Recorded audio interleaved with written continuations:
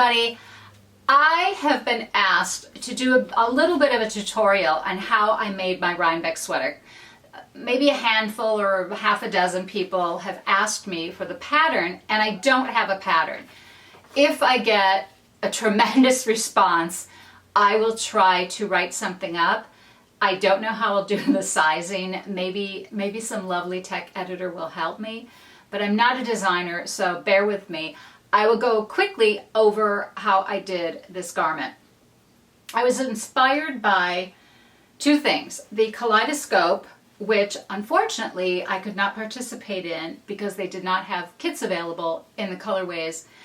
Actually, I don't think they had any kits available. They were all sold out by the time me on the West Coast got up, and everyone from Europe and the East and Midwest, East Coast and Midwest, everyone already purchased their kits, so I had nothing. Luckily, Dinah from the knitting place out on Long Island was very sweet. She had, we talked a bit, and she had a couple of skeins of Knit Collage, not in the exact same bases that were available through Knit Collage as part of the kits, but I was able to find something. And so that's how I pieced together my version, what I'm calling my wannabe kaleidoscope. Many of you have seen this already. The difference with mine is I did not use a pattern. I did raglan sleeves. I prefer raglan for me. And so that is my kaleidoscope. And it partially inspired this garment. And I say partially only because I mixed in a little bit of the Knit Collage yarns that I had left over from my wannabe kaleidoscope, and so I incorporated them into this. Also, a friend gifted me this book. It's a really cool book on fashion over the past decades. And there is a sweater in here. There are two sweaters in here. This one and this one.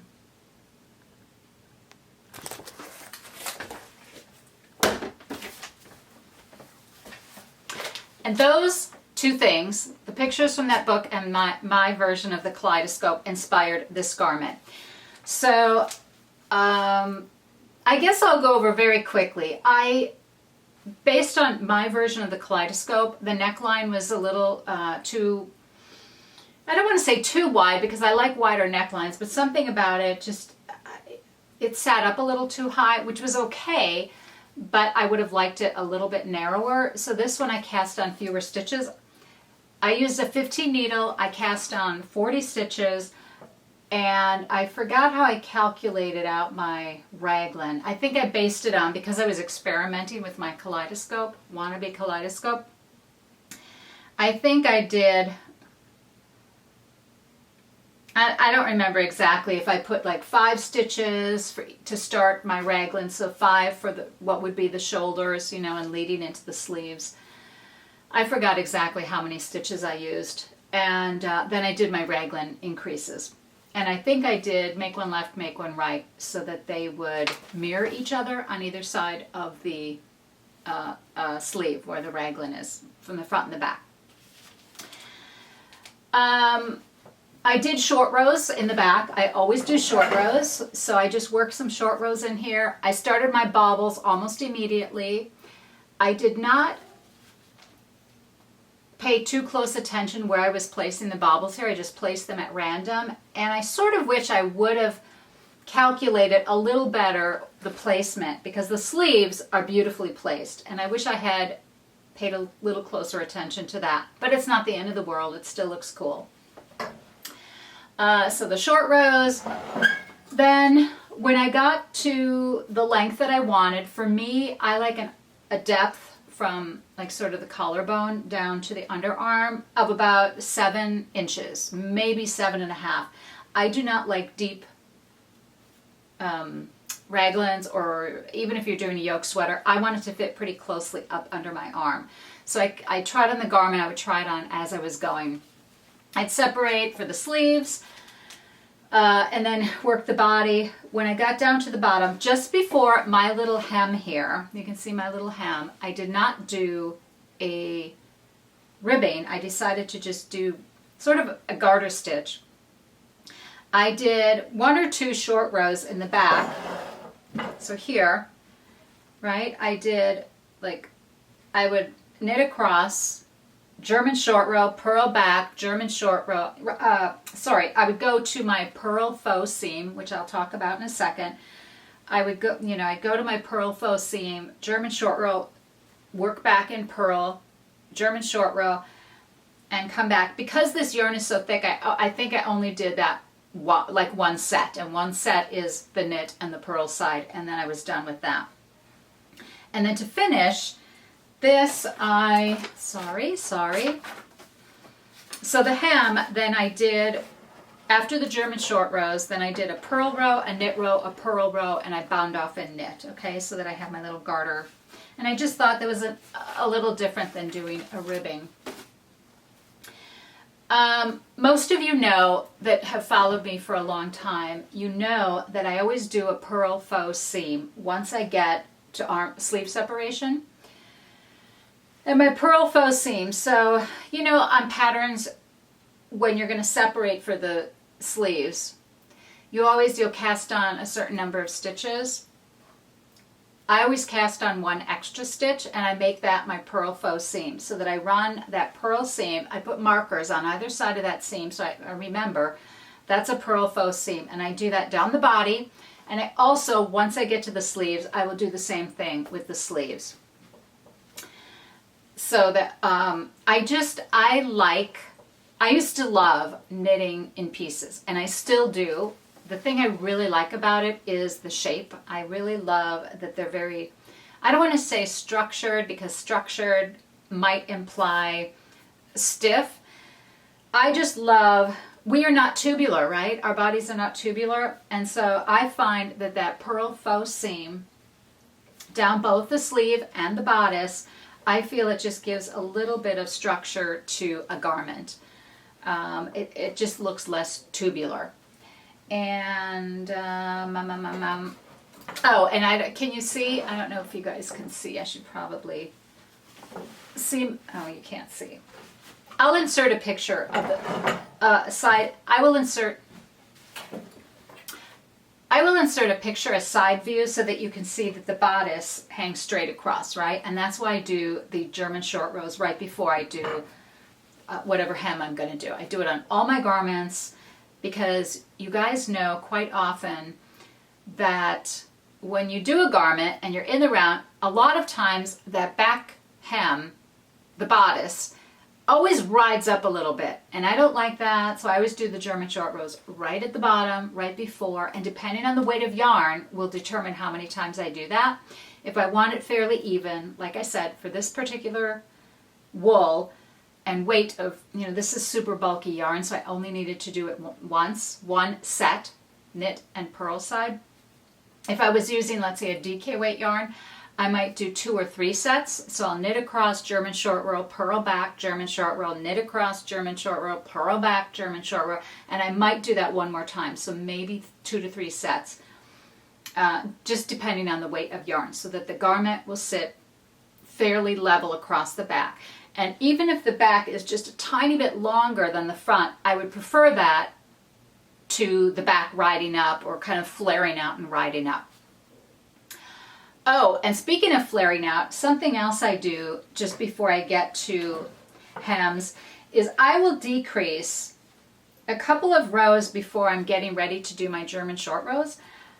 I will decrease, again, depending on yarn weight, either I decrease or I go down a needle size. So like this one, I use the same needle size, and I just decreased 1 stitch each end of the front and the back. So because you're knitting in the round, that means a decrease of 4 stitches total for that round, right? I did it right where my purl faux seam is. I would decrease right before the purl faux seam. I do my purl faux seam. I would decrease again, right? Just knit 2 together, or SSK, depending, because I want my mirror image. Work around, do the same thing on the other side. And that way, that helps keep the garment more straight. It doesn't flare out, unless you want it to flare out. But if you don't want it to flare out, you want the garment to be straighter, right, on the sides here, you want it to be straighter, then that's how I do that. Or I go down a needle size. So if I, I don't think I had a smaller needle size here, so I just decreased. But if I have a smaller needle size, then I will, for several rows, again, depending on the weight of yarn, I will go down one needle size and then finish off whatever the hem says to do. And I think, baubles. So as you can see, I love, love, love my baubles. They look so beautiful here. And with my hem here as well, I decreased 2 stitches on one row right before I did my hem, because as you can see, this hangs, right? This is very even. It's straight. It doesn't flare out. It doesn't really tuck in. It's just very straight. And I like that effect. So on this as well, I decreased like 1 or 2 rows before I did my hem, which is a garter stitch hem. Then I decreased 2 stitches, and that just pulls that in a little bit. Again, I only needed 2 stitches because of the weight of this yarn. If I were using a thinner weight yarn, I might decrease 4 stitches. Okay, so it kind of depends on the yarn weight. And on this one too, then I did, so my hem on this one mimics this, except I only did 1 purl row, and then I bound off in knit, which actually is very pretty, because you get this very pretty, you get those V stitches here, which I think looks so pretty. So I think, and the baubles. Let me tell you about how I do baubles. I may have to do a video on it. So when I do my baubles, I will, you knit, you do not take the stitch off the needle, you yarn over, knit, yarn over, knit, yarn over, however big you want the bauble to be. I forget if I did 7 or 9 stitches. Then you turn the work to the wrong side, right? And you're going to purl back. I do not purl back.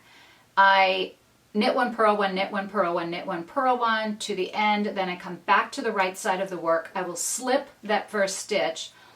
And then instead of decreasing those stitches that you made for the bauble 1 by 1 and binding them off, I will do them 2 by 2. So I slip the first stitch, then I will SSK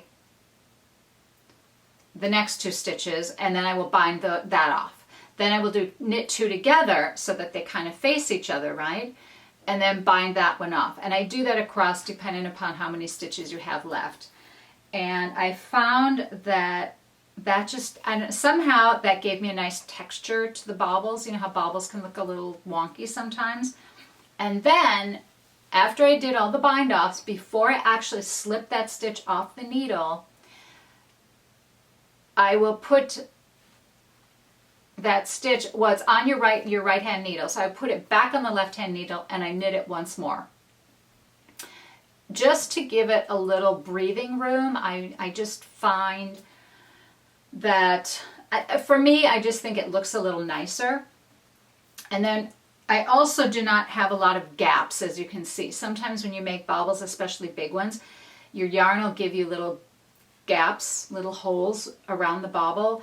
And so I've really managed to eliminate those for the most part. And there's something else I do, but I don't know that I can explain it properly. I'll try, but I may have to actually do a little demo one day and upload that.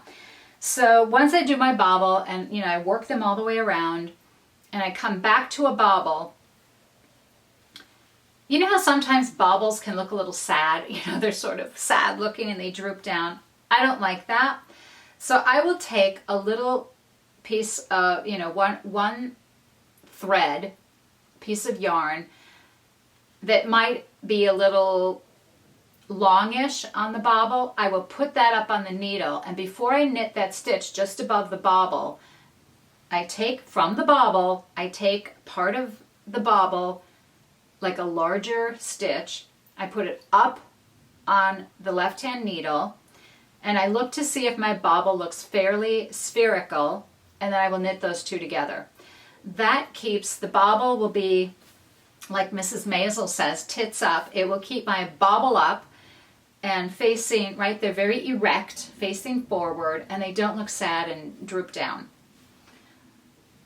And I think that's why these turned out so well. I think that little method that I did, I think that's really the reason these turned out so well. That, I think, is, I think that's it from explaining my Rhinebeck sweater. So if any of you, as I said, I just made this up as I went along. There is no pattern.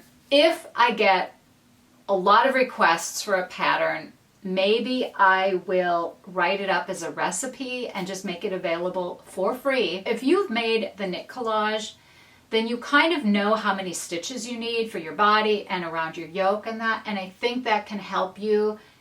Like my recipe will help you. Even though it's raglan, you'll still get an idea of how many stitches to cast on and where your yoke needs to be before you separate for your sleeves. And I think that might help you with the recipe, and another pattern that you've knit in super bulky might help you get to something like this. I might make this again in a lighter gauge yarn because this is much too heavy to wear here in Southern California. I had hoped, of course, that we would all be going to Rhinebeck and I would be able to wear this and my Rhinebeck wannabe. And unfortunately, that didn't happen next year. So I would like to make this in a lighter weight because I'm really happy with how it turned out. I like this sort of, I don't know if you call this a bell sleeve. It's sort of a bell sleeve. I may have actually decreased, or maybe I might have kept this kind of close to my arm, and I may have actually increased, you know, once or twice down here just so that this not flared out, but just went out. Or I may have just knit it straight. I don't even remember, actually. No, I did two increases, actually. So I kept this as very close around the arm, and then this portion does just ever so slightly flares out. So I did do two sets of increases about where the elbow would be, or just above the elbow. So that is my Rhinebeck sweater, and I'm so grateful that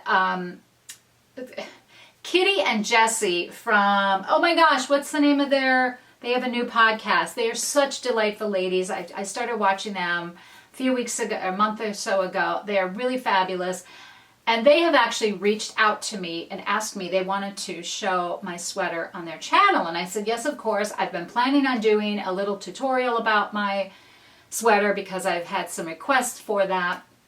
And so check them out as well. If you guys don't know them, check them out. They're just delightful ladies, very funny, tons of energy and bubbly. And Jessie, I first met Jessie, I met her virtually on one of Christy Glass's Tell Me About Your Rhinebeck Sweater. And Jessie had such great energy. She was so excited, I guess, to meet Christy and to talk about her Rhinebeck sweater. And she was just so delightful.